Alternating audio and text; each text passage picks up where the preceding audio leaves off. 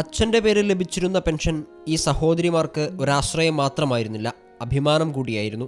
സ്വാതന്ത്ര്യ സമര സേനാനിയായ ചാത്തുണ്ണിയുടെ മരണശേഷം പെൻഷൻ കിട്ടിയിരുന്നത് ഭാര്യ നാരായണിക്കാണ്.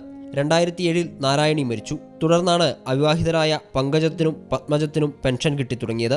2022 മുതൽ മസ്റ്ററിംഗ് മുടങ്ങിയെന്ന കാരണം പറഞ്ഞാണ് പെൻഷൻ മുടങ്ങിയത്. എന്നാൽ എല്ലാ വർഷവും മസ്റ്ററിംഗ് നടത്തുന്നവരാണ് ഇരുവരും. ബാങ്ക് ഓഫ് ബറോഡ വഴിയായിരുന്നു പെൻഷൻ ലഭിച്ചിരുന്നത്. മുടങ്ങിയ പെൻഷൻ ഉൾപ്പെടെ മുഴുവൻ തുകയും നൽകാൻ കേന്ദ്ര സർക്കാർ ഉത്തരവിട്ടിരുന്നെങ്കിലും നടപ്പായില്ല. ഇന്നലെ ആസ്പത്രിയിൽ നിന്ന് ഇങ്ങോട്ട് വന്നിട്ടേ ഉള്ളൂ. വലിയൊരു സംഖ്യയൊക്കെ ആയിട്ടുണ്ട് ആസ്പത്രിയിൽ. പിന്നെ ഇവൾക്ക് അല്ലാത്ത അസുഖമുണ്ട്. പെൻഷൻ കിട്ടിയാലല്ലേ ഞങ്ങൾക്ക് മുന്നോട്ട് പോകാൻ കഴിയുക. ഇതുവരെ ഒരു മറുപടിയും ബാങ്കുകാർ തരുന്നില്ല. അവരും ശ്രമിക്കണ്ടേ ഞങ്ങൾക്ക് തരാനുള്ളത്.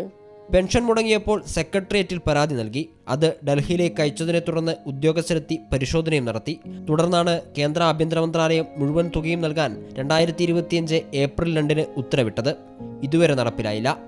ഇരുവരും 70 വയസ്സ് പിന്നിട്ടവരാണ്. വാർദ്ധക്യ സഹജമായ അസുഖത കൂടാതെ മറ്റു പല രോഗങ്ങളും ഇവരെ അലട്ടുന്നുണ്ട്. ചികിത്സയ്ക്കും ജീവിത ചെലവിനുമായി പെൻഷനായിരുന്നു ഏകമാർഗം. ഇപ്പോൾ അതും മുടങ്ങി. ഇവർ രണ്ടുപേരും സ്വാതന്ത്ര്യ സമര സേനാനിയുടെ മക്കളാണെന്ന കാര്യം മറക്കാൻ പാടില്ലാത്തതാണ്. രാജേഷ് വെള്ളരിക്കുണ്ടിനൊപ്പം ഗോകുൽ കെ വേണുഗോപാൽ, 24 കോഴിക്കോട്.